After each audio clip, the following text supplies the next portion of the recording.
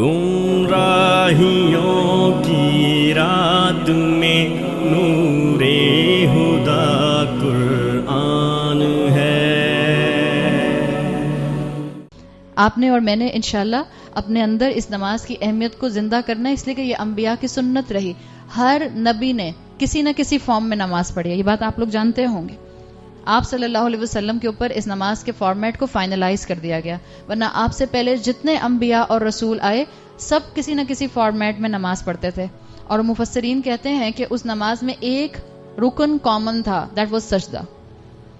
سجدہ سب کرتے تھے، جھکیے اللہ کے سامنے، گڑ گڑائیے اللہ کے سامنے، رکھیں تو اس ناک اور اس عقل کو اللہ کے سامنے. ساری عقل کہاں ہوتی ہے؟ سائنس کیا کہتی ہے؟ اس فرنٹل لوب پر تو ساری عقل ہے، یہی تو ساری تھنکنگ کیپیسٹی ہے. دس از یور ایمبیسڈر برین. یہی تو اللہ کی نافرمانی پر لے کر جاتا ہے. جھکائیں اس کو اللہ کے سامنے. جھکتی نہیں ہے پیشانی اللہ کے سامنے. یہاں جتنی ینگ بچیاں بیٹھی ہیں، آئی ایم شیور آپ لوگ نہیں کرتے ہوں گے، بٹ آپ کی فرینڈس تو کرتی ہوں گی. ویسے بھی میرے پاس سب لوگ آتے ہیں، جب بچی کو آتی ہے وہ کہتی ہے آنٹی میری ایک فرینڈ ہے، وہ یہ پوچھ رہی تھی. اچھا آپ کی فرینڈ پوچھ رہی تھی، اچھا پوچھیں. تو آپ، مجھے بھی امید ہے آپ میں سے کوئی نہیں کرتا ہوگا، آپ کی فرینڈ کرتی ہوگی. بس ایسا لگتا ہے آپ لوگ سجدہ کرتے ہیں، وہ جس کو کہتے ہیں نا ٹچ سٹون والی بات، بس یوں کر کے وہ اوپر اٹھ جاتے ہیں. سجدہ سکون کے ساتھ ہے. میں انکریج نہیں کرتی کہ آپ سنتیں نہ پڑھیں، کبھی بھی انکریج نہیں کرتی. لیکن اگر آپ میں سے کوئی ایسی یہاں بچی بیٹھی ہے جو بالکل نماز نہیں پڑھتی، بالکل نماز نہیں پڑھتی، پلیز کم سے کم فرائض سے شروع تو کیجئے، بسم اللہ کیجئے. اللہ برکت دے گا وقت میں، اللہ سنت کے لیے بھی دل کھول دے گا. اپنے اس فرنٹل لوب کو اللہ کے سامنے زمین پر جھکائیے. اللہ میری تھنکنگ آپ کے سامنے سبمسو ہے، میں نہیں سوچوں گی مگر وہ جو شریعت کے دائرے میں ہوگا. جھکائیے اپنی پیشانی کو اللہ کے سامنے. جو اللہ کے سامنے نہیں جھکتا وہ ہر ایک کے سامنے جھکتا ہے. وہ اپنے آپ کو فرینڈز کے سامنے بھی جھکاتا ہے، جہاں فرینڈز لے جانا چاہتے ہیں، جس ڈائریکشن پہ لے جانا چاہتے ہیں، جہاں معاشرہ مولڈ کرنا چاہتا ہے ہو جاتے ہیں. جو اللہ کے سامنے جھک جاتا ہے، جو اللہ کی حقیقت سمجھ جاتا ہے، وہ اپنے جیسے کمزور انسانوں کے سامنے نہیں جھکتا. ہاں اخلاق اس کا نرم ہوتا ہے، بدتمیزی کی بات نہیں ہو رہی ہے. جھکنے کا مطلب یہ ہے کہ جہاں اللہ کی نافرمانی ہوگی وہاں ہم مخلوق کی اطاعت نہیں کر سکتے. We should maintain our balance. ایک صفت نماز کی انبیاء کے اندر حضرت زکریا علیہ السلام کی بہت زیادہ آتی ہے. حضرت زکریا علیہ السلام جن کو اللہ تعالیٰ نے بہت بڑھاپے کی عمر میں اولاد دی، آپ صلی اللہ علیہ وسلم کہا کرتے تھے کانا Najar, he was a carpenter. حضرت زکریا نے ہی حضرت مریم علیہ السلام کی محراب بلڈ کی تھی. حضرت زکریا کے لیے آتا ہے کہ اپنے دن بھر کے کاموں سے جیسے ہی فارغ ہوتے تھے فوراً اپنی نماز کے لیے کھڑے ہو جایا کرتے تھے. حضرت زکریا نے اپنی مسجد کے اندر اپنا ایک کونا ریزرو رکھا ہوا تھا، زیادہ تر وقت وہیں گزارا کرتے تھے. جب آپ نے اپنے لیے اولاد کی دعا کی تھی تو روایات میں آتا ہے کہ اپنے اسی مسجد کے پورشن میں قیام اللیل کر کے اللہ سے دعائیں مانگی تھی کہ اللہ مجھے اولاد عطا کرے. رسول اللہ صلی اللہ علیہ وسلم کی کتنی ایسوسیشن تھی مسجد کے ساتھ؟ اتنی ایسوسیشن تھی کہ آپ کو زندگی میں تو ان کی نماز کے ساتھ جھکاؤ نظر آتا ہی آتا ہے. لیکن جب آپ کا انتقال ہو رہا تھا، جب آپ کا وصال ہو رہا تھا، اس وقت حضرت عائشہ رضی اللہ عنہا بتاتے ہیں کہ آپ کو شدید بخار تھا.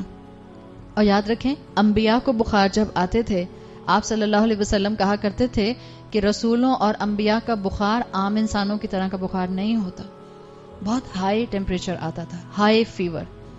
ایک مرتبہ آپ کو بخار تھا، عبداللہ ابن مسعود آپ کے ساتھ بیٹھے تھے کہ آپ کی تھائی ان سے ٹچ کر رہی تھی.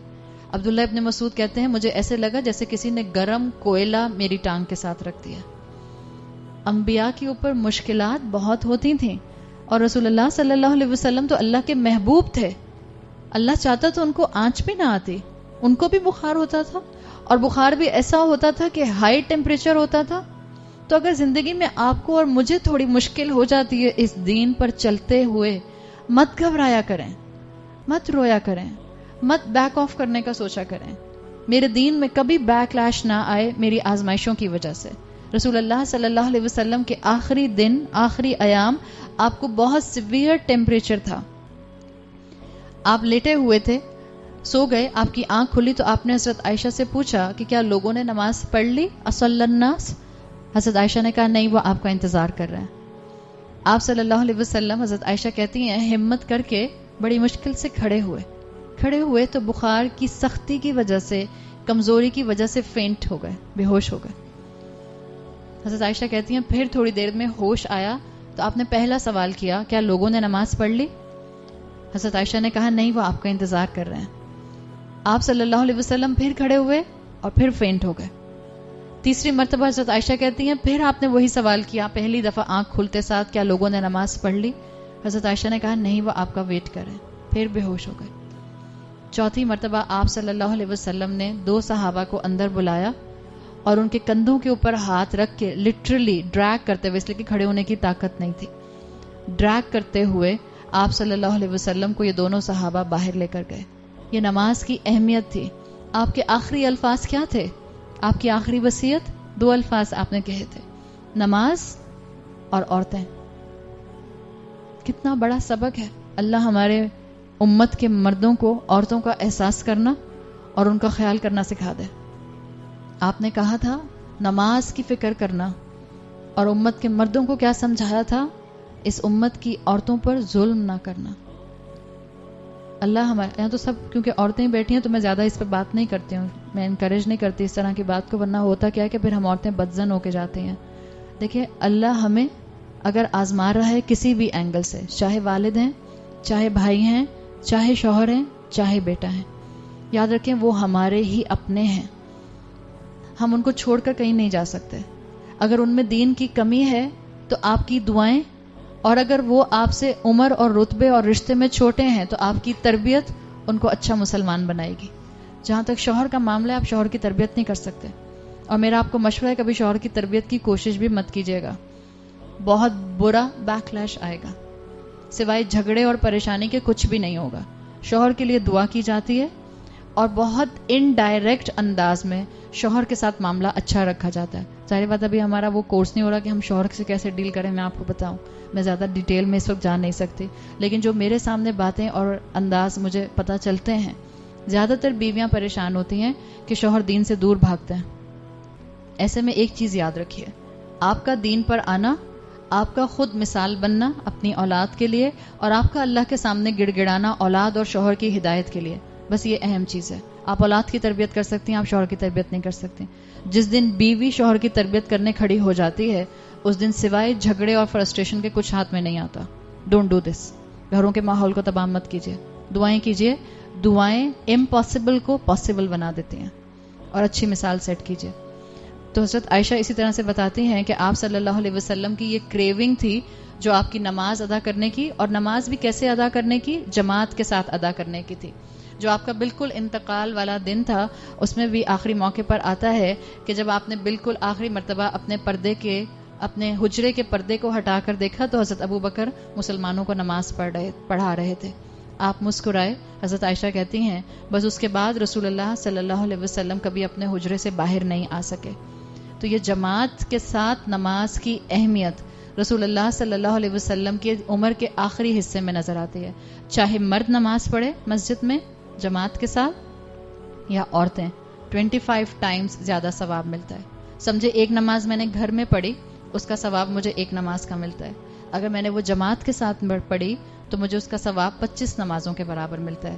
ہاں, اللہ تعالیٰ نے امت کی عورتوں پر آسانی رکھی ہے, ہمارے اوپر نماز کو فرض نہیں کیا گیا کہ ہم جماعت کے ساتھ جا کر پڑھیں. آسانی سے پڑھ سکتی ہیں تو ٹھیک ہے, ورنہ آپ اپنے گھر میں پڑھیں. اس وقت تو ہمارا کام کیا ہے کہ ہم بار بار اپنے آپ کو احساس دلائیں کہ ہم نے 5 وقت کی نماز کو کسی بھی طرح کمپرومائز نہیں کرنا. حضرت عمر رضی اللہ عنہ جس طرح سے شہید ہوئے تھے, ہم نے عشرہ مبشرہ میں بہت ڈیٹیل سے بات کی تھی. ان کو بھی نماز کے دوران میں سٹیپ کیا گیا تھا, اور نماز کی ان کو فکر اتنی تھی کہ ان کا جو زخم تھا وہ 2-3 دن تک رہا تھا. کانسٹنٹلی مسلمانوں سے کہتے رہتے تھے کہ اپنی نماز مت چھوڑنا, اپنی نماز مت چھوڑنا. دیکھیں, جہاں تک سنتیں یا فرائض ہیں, ان میں ایک چیز کا خیال رکھیں, فرائض کا سوال ہوگا. یاد رکھیے, فجر کے فرائض, فجر کی 2 سنتوں کی اہمیت بھی بہت زیادہ ہے, ظہر, عصر, مغرب, عشاء. سوال ہوگا فرائض کا, اور جس مسلمان کے فرائض میں کمی ہوگی اس کے فرائض کی کمی کو سنت اور نوافل سے دور کیا جائے گا. اگر میں نے صرف فرض پڑھے اور سنت اور نوافل نہیں پڑھے تو اب جتنی بھی بری کوالٹی کے فرض پڑھے I will not have the choice but to say no. اللہ کچھ اور ہے ہی نہیں. اللہ کو بھی پتا ہوگا کہ نوافل اور سنتیں پڑھے نہیں تھے, تو وہاں کمپنسیشن نہیں ہو سکے گا. اور جس نے فرض بھی نہیں پڑھے, قیامت کے دن پہلا سوال نماز کے بارے میں ہوگا. یہ 5 وقت کی نماز is like a spiritual oxygen for all of us. نماز نہ چھوٹے, چاہے میں یونیورسٹی میں ہوں, چاہے میں ایگزام دے رہی ہوں, چاہے میں سوشل کوئی گیدرنگ میں ہوں, چاہے میں کلب میں ہوں, چاہے میں میرج ہال میں ہوں, میری نماز نہ چھوٹے. یہ نماز کا حکم مفسرین کہتے ہیں یہ وہ حکم ہے جس کے لیے فرشتہ نہیں آیا, باقی پورا قرآن اللہ تعالیٰ نے فرشتے کے ذریعے بھیجا. نماز کے حکم کے لیے اللہ تعالیٰ نے رسول اللہ صلی اللہ علیہ وسلم کو آسمانوں پر بلایا, معراج پر بلایا. تو اپنے آپ کو اس نماز کے ساتھ فکس کیجئے. سیکنڈ پلر آف اسلام. نماز پڑھنے سے گناہ معاف ہو جاتے ہیں. معلوم ہے دن بھر میں ہم جتنے گناہ کرتے ہیں اگر ہم 5 وقت کی نمازیں پڑھیں گے تو ہمارے بہت سے گناہ معاف ہو جاتے ہیں. آپ وضو کرتے ہیں, آپ کے ہاتھوں کے گناہ معاف ہو جاتے ہیں. پتہ نہیں کس کو میسج میں کیا لکھا, اماں نہیں جانتی, ابا نہیں جانتے, بہن نہیں جانتی, بھائی نہیں جانتا, آپ جانتے ہیں. جو بھی میسج میں لکھا تھا, اگر شرمندگی ہو رہی ہے تو جب وضو کریں گی آپ کے وہ گناہ انشاءاللہ معاف ہو جائیں گے. وضو کرتے میں انسان کے ناخنوں کے گناہ معاف ہو جاتے ہیں, ہاتھوں کے گناہ معاف ہو جاتے ہیں, پیر سے جہاں چل کے گئے ہوتے ہیں وہ گناہ معاف ہو جاتے ہیں. تو اپنے آپ کو اس کیٹیگری میں لے کر آئیے. اور اس کے نماز کے بہت سے اجر ہیں, جیسے باجماعت نماز پڑھنے کا اجر آتا ہے. خاص جمعے کے دن ارلی مسجد جانا, پہلی صف میں امام کے قریب بیٹھنا اور اٹینٹو ہو کر سننا. ایک حدیث کے مطابق 1 سال کے قیام اللیل اور 1 سال کے سیام کا ریوارڈ ملتا ہے. 1 سال کا قیام اللیل, ہم سے 1 رات نہیں جاگا جاتا. تو انسینٹو کتنے ہیں. اگر آپ کے گھر کی مسجد میں عورتوں کے لیے انتظام ہے اور آپ کے گھر کی ذمہ داریاں ایسی نہیں ہیں کہ جو آپ کو نہیں نکلنے دیتی, فرصت ہے, تو اس موقع کا فائدہ اٹھایا جا سکتا ہے.